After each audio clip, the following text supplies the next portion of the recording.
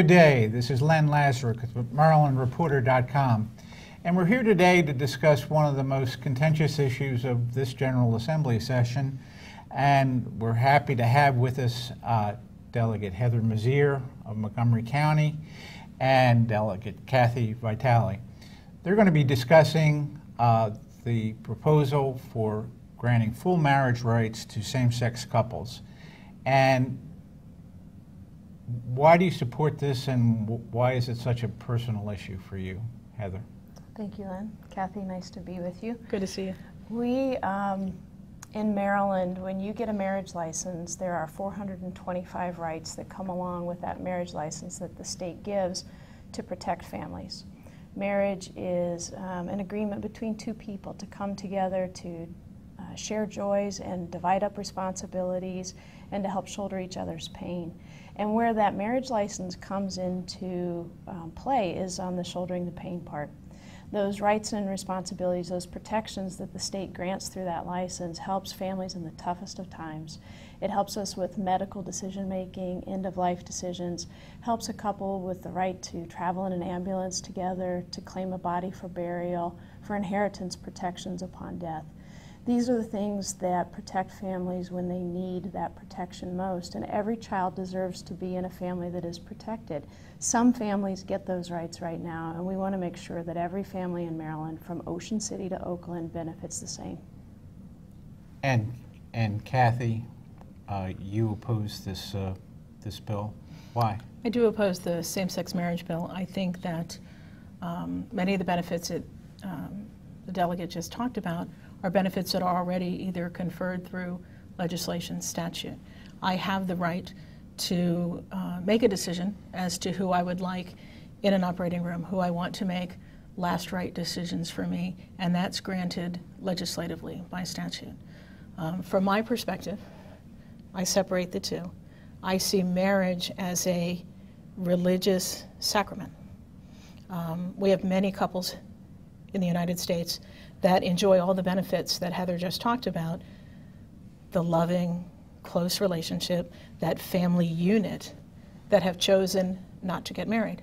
And I don't think that they're any less a couple, whether they're same-sex or heterosexual. They've made a decision not to get married, to not move forward, and those protections are the same.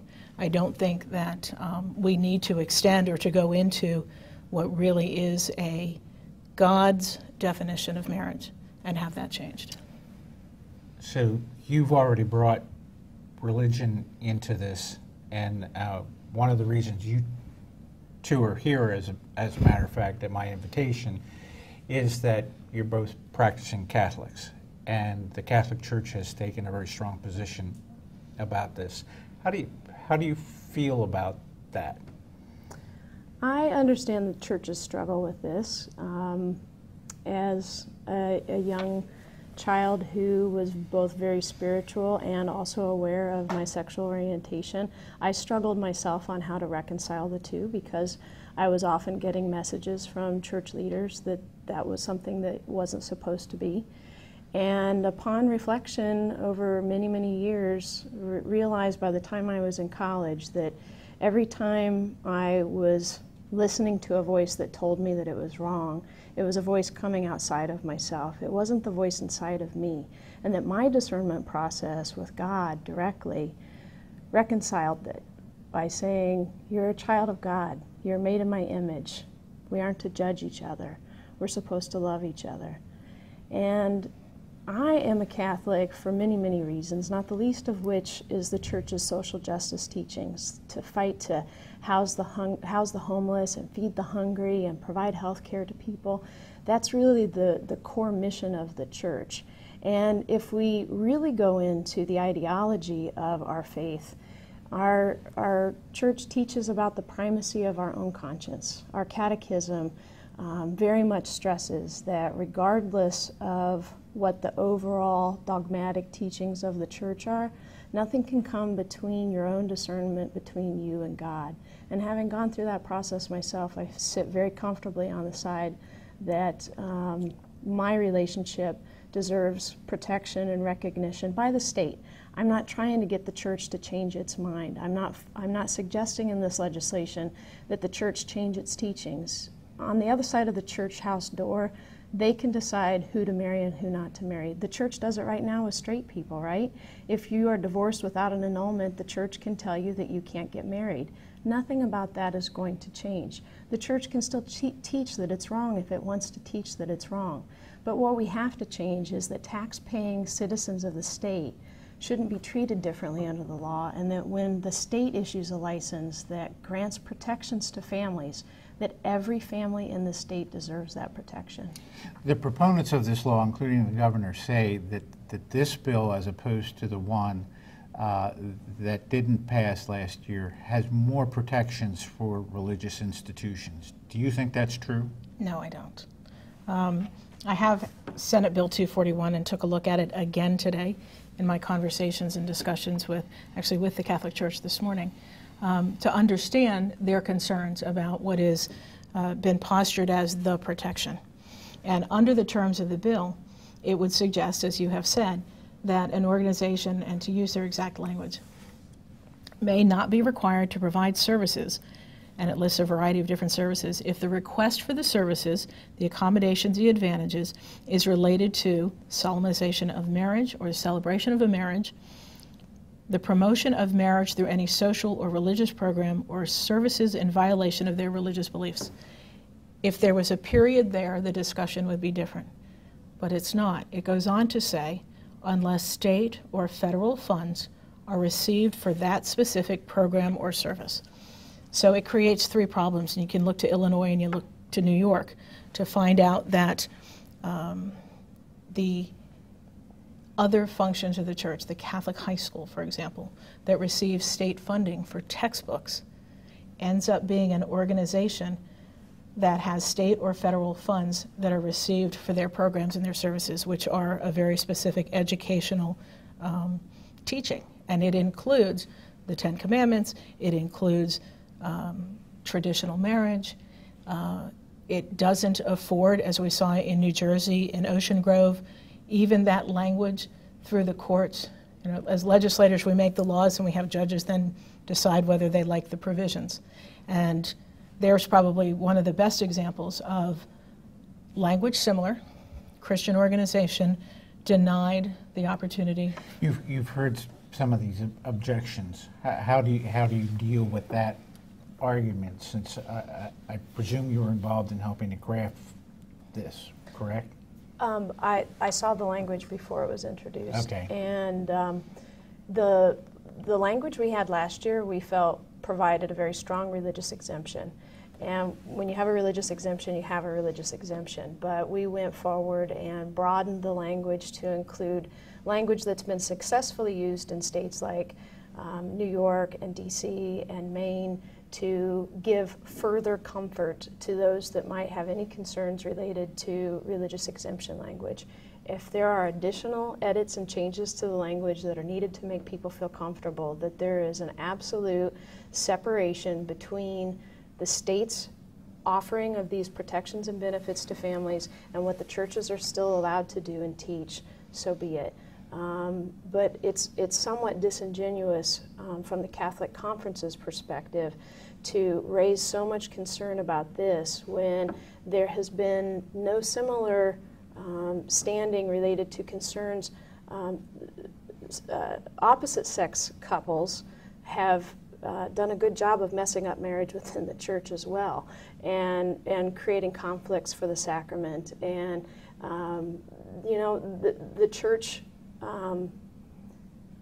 is at its best when it is consistent, and when it also recognizes that the church are the people in the pews, and we have an opportunity outside of the church to have recognition of this, of our relationships, and protect us. And inside the pews, the church still gets to teach what it wants, but there is, I think, split opinion even inside the church among Maryland Catholics.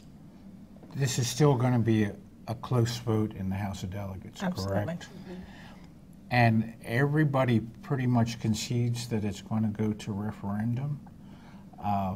Do you think it's going to go to referendum, or it'll be, if it passes the governor has promised to sign it. Sure. The governor, who also describes himself as a Catholic. I think that there will be an attempt made, and it wouldn't surprise me if it went to referendum.